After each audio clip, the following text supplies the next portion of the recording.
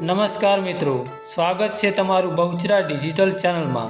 આજે આપણે ચેહર માતાના પ્રાગટ્ય અને ઇતિહાસ વિશેની વાત કરીશું। તો મિત્રો આવો જાણીએ ચેહર માતાજીનો ઇતિહાસ। આ વાત અંદાજે 1000 વર્ષ પહેલાંની છે। એક રાજપૂત દરબારની પૂજા આરાધનાથી પ્રસન્ન થઈને મા ચામુંડાએ રાજપૂત દરબાર કુળમાં દીકરી સ્વરૂપે જન્મ લીધો।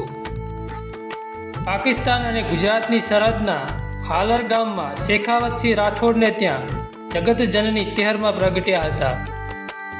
ચેહરમાંના પ્રાગટ્ય પાછળ એક રાજપૂત દરબારની જગત જનની પરની અસીમ શ્રદ્ધા, સેવા અને સમર્પણની કથા જોડાયેલી છે।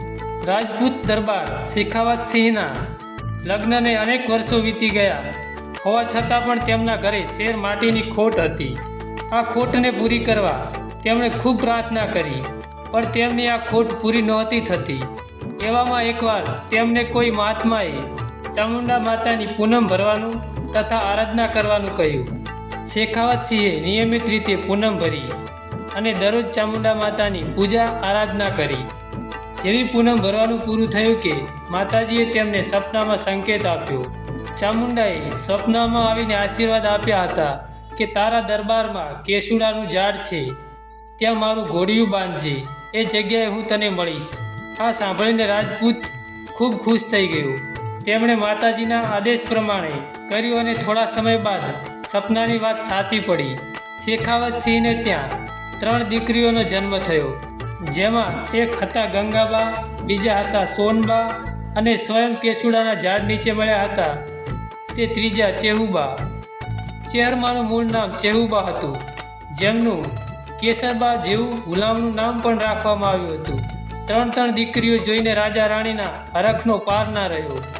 ચેહરમાએ જે દિવસે પ્રગટ્યા એ મહાસુદ પાંચમ એટલે કે વસંત પંચમીનો શુભ દિવસ હતો, તેથી આ દિવસને માતાજીના પ્રાગટ્ય દિન તરીકે માનવામાં આવે છે। ચેહરબાઈ તો સાક્ષાત માતાજીનો જ અવતાર હતા, એટલે તેમના વ્યક્તિત્વનું ઓજસ તેજસ પણ નિરાળું હતું। આમ કરતાં કરતાં ચેહુબા 7-8 વર્ષના થયા। આ ચેહુબા જુવાન થયા એટલે તેમના લગ્ન નગર તેરવાડા ગામમાં વાઘેલા પરિવારમાં કરવામાં આવ્યા। ચેહુબાના લગ્ન થયા કે તરત જ તેમના પતિનું મૃત્યુ થયું। ચેહુબાના પતિના મૃત્યુનું કારણ તેરવાડાના લોકો ચેહુબાને માનવા લાગ્યા, પણ લોકોને ખબર જ ન હતી કે આ સાક્ષાત ચામુંડાનું સ્વરૂપ છે। આમ થોડા સમય પછી તેરવાડા ગામમાં જૂનાગઢના સાધુનો આશ્રમ હતો।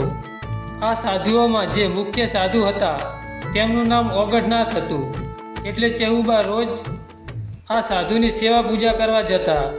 ગુરુ ઓગઢનાથે બહુ સમય પસાર કર્યા પછી ચેહરમાને એકનિષ્ઠ બનાવ્યા અને તેમને તૈયાર કર્યા। આધ્યાત્મિક તાલીમ આપીને પછી ચેહરમાને તેમને નિષ્ણાંત બનાવ્યા આધ્યાત્મિક અને તાંત્રિક વિદ્યામાં। આમ કરતાં કરતાં તેરવાડાના લોકોને ખબર પડી કે ચેહુબા રાજપૂત થઈને સાધુની સેવા કરવા જાય છે।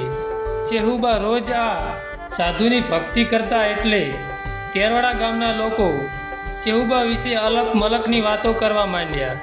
એટલે વાઘેલા પરિવારે ચેહુબાને સૂચના આપી કે આજ પછી આ સાધુની સેવા કરવા જાવું નહીં, પરંતુ તોય ચેહુબા આ સાધુની સેવા ભક્તિ કરવા જતા।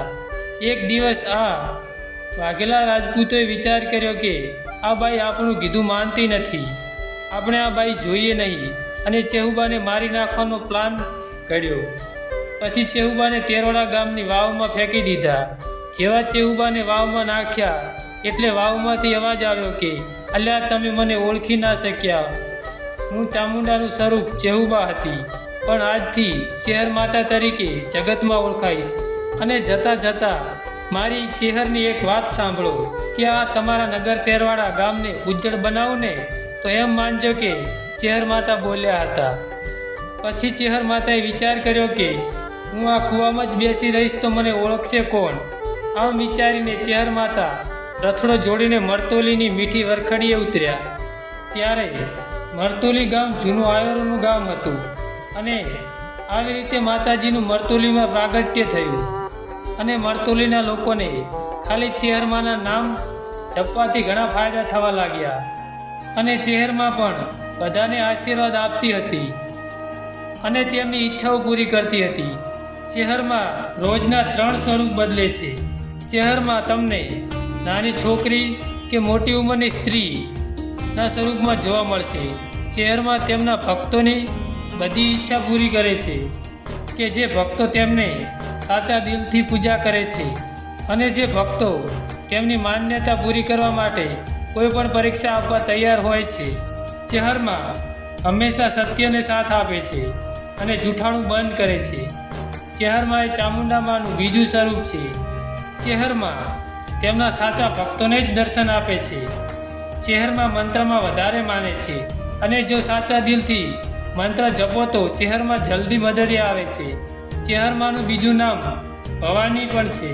સંસ્કૃતમાં ભાવ એટલે બ્રહ્માંડની દુનિયા અને ચેહરમાં તેમના ભક્તોને બહાર કાઢે છે કે જે ભ્રમમાં ફસાયેલા હોય છે. પરંતુ માનો અવતાર કેસુડાના ઝાડ નીચે થયેલો એટલે તે કેસર ભવાનીના નામથી પણ પ્રખ્યાત છે.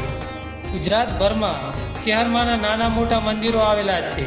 અમદાવાદમાં મેમનગર, મણિનગર વિસ્તારમાં તેમજ મરતોલી, પીંપણજ, નગર તેરવાડા સહિત અનેક જગ્યાએ ચેહર માતાજીના મંદિરો આવેલા છે જ્યાં ધામપૂર્વક ચેહરમાંનો પ્રાગટ્ય દિવસ ઉજવવામાં આવે છે.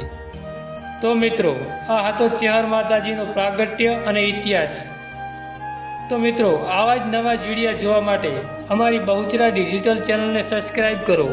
અમારી ચેનલમાં માતાજીના ઇતિહાસ અને તેમના ચમત્કાર વિશેના વિડીયો અવારનવાર આવતા હોય છે.